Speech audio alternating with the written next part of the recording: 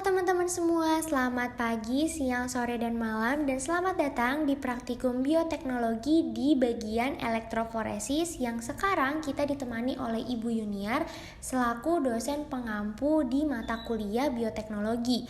Kali ini kita akan belajar elektroforesis setelah kita mempelajari proses isolasi DNA. Jadi sebenarnya setelah isolasi DNA kita itu harus mengelektroforesis dulu sebenarnya. Nah sekarang aku akan tunjukin nih gimana caranya proses dan tahap elektroforesis.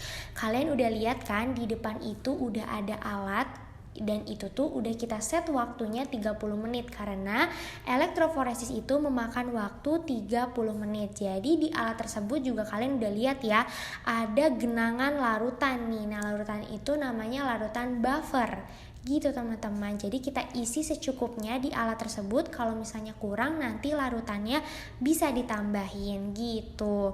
Nah larutan ini harus menutupi si media agarose gitu. Jadi kita akan menggunakan media agar ya di sini teman-teman. Antara itu ada di antara ini aku lupa di posisinya di mana. Warna hijau. Ini satu lagi ada nih. Oke teman-teman semua, jadi setelah kita mengenal alat elektroforesis itu bentuknya kayak gimana, sekarang kita lihat nih gimana bentuk dari agarose sebagai media elektroforesis. Di sini Teknisa sedang melepaskan cetakan dari agarosnya secara perlahan. Nah sambil Teknisa melepaskan cetakannya dan memasukkan ke dalam alat elektroforesis, aku akan memberitahu nih gimana caranya bikin media agarosnya. Yang pertama, nanti bahan-bahannya aku tulis ya teman-teman. Yang pertama, kita harus mempersiapkan larutan TAE yang baru satu kali dipakai sebanyak 80 ml. Lalu kita juga siapkan tentunya bubuk agarose sebanyak 0,8 gram. Gitu. Lalu kita timbang keduanya, setelah itu kita gabungkan dan kita pindahkan ke dalam tabung Erlenmeyer. Setelah itu kita masukkan ke microwave dan kita tunggu selama 1 menit 30 detik. Nah, tapi gimana caranya supaya kita bisa ngelihat si agarose dan larutan TAE-nya sudah homogen? Kita set waktunya di set itu 30 detik, 30 detik, 30 detik gitu. Jadi per 30 detik itu kita melihat nih udah atau belum si larutannya itu homogen dengan bubuk agarosnya gitu teman-teman. Setelah itu, setelah 1 menit 30 detik, kita juga akan tunggu hingga hangat, lalu kita baru tambahkan gel red. Nah, gel red itu ditambahkan sebanyak 2 mikron liter, lalu nanti dihomogenkan, setelah itu nanti dimasukin ke dalam cetakan agarose yang tadi di video Teh Anissa lagi nyopotin cetakan agarosnya teman-teman. Seperti itu.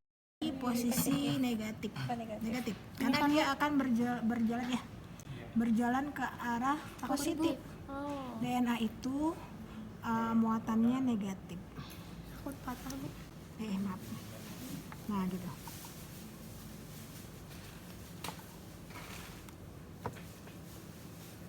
Udah masuk ya?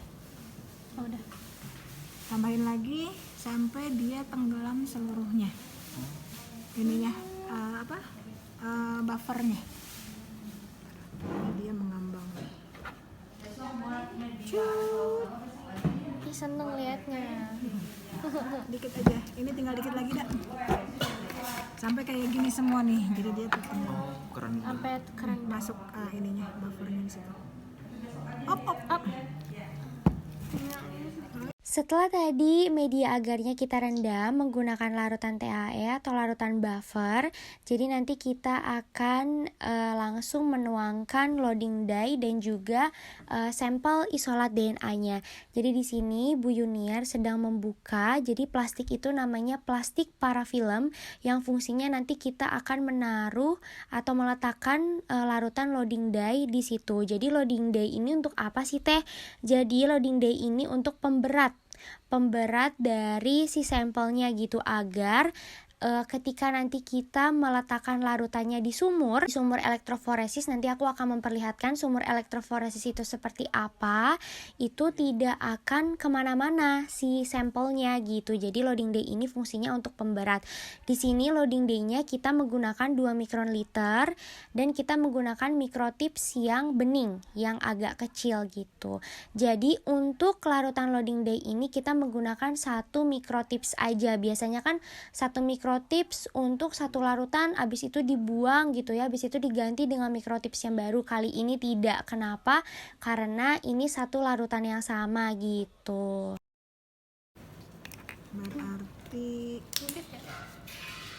Nggak ada kalau kuliah. saya sukanya Udah Bu. saya sukanya ambilnya di sini. Barengan aja, Bu. Ayo barengan. Itu loading day udah Nggak kan ini, ya, Bu. yang udah dibuka Bu itu. Udah. Asal ada banyak loading day. Itu udah. Oh enakan dua ya. Loading day-nya jangan Dua. di wadah tadi ada lagi nggak loading day? Setelah tadi loading day-nya Ibu letakkan di atas parafilm, sekarang kita akan mencampurkan loading day-nya dengan sampel. Tujuannya apa menggunakan loading day teh? Tujuannya sebagai pemberat di sumurnya. Di sumur apa teh? Di sumur elektroforesis. Jadi nanti aku liatin sumurnya ke kalian kayak gimana, dan fungsinya loading day itu sebagai pemberat supaya sampelnya enggak berantakan gitu. Jadi kan nanti sampelnya bakalan gerak tuh ke bawah karena kan si sampel ini mengandung DNA yang muatannya itu negatif dan akan bergerak ke arah positif gitu.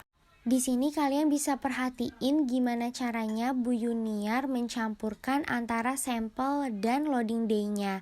Nah, jadi Bu Yuniar itu mencampurkannya dengan cara kayak menggerakkan ujung si tipsnya sampai kayak turun naik gitu agar tercampur di atas loading day-nya.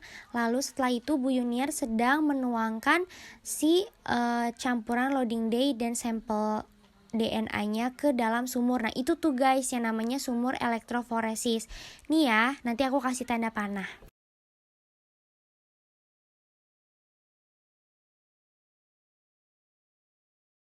Setelah tadi kita sudah menuangkan loading day dan juga sampel isolat DNA ke dalam sumur elektroforesis, sekarang kita akan menuangkan DNA ladder yang fungsinya itu sebagai penggaris dan biasanya itu ditaruh di pinggir-pinggir pas elektroforesis. Nah sekarang nih Bu Yuniar sedang menuangkan DNA laddernya dan letaknya itu biasanya di ujung atau di pinggir sumur gitu. Itu ditulis sama. Selanjutnya kita menutup alat elektroforesisnya dan kita pastikan juga, kita lihat juga waktunya itu udah 30 menit atau belum. Soalnya elektroforesis ini memakan waktu selama 30 menit. Nah, di sini kita menggunakan tegangan yang 100 volt dan kita sedang memulai untuk elektroforesisnya. Jadi nanti kita tinggal klik tanda run untuk memulai si elektroforesisnya gitu.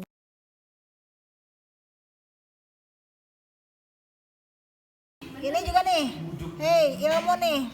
Ini kalau dia jalan, dia ada gelembung-gelembung di sini. Khawatir kalau misalnya dia agak-agak gimana, kalau nggak ada gelembung harus dicek. Berarti dia arus listriknya nggak ada atau sedikit banget. Nah ini pada saat pertama kita ini effort untuk mengeluarkan gelnya ini kan lebih tinggi ya kalau pada saat pertama. Makanya dibikin 100 volt dulu. Nanti kalau dia kan akan jalan kemana yuk? Kesini apa kesini?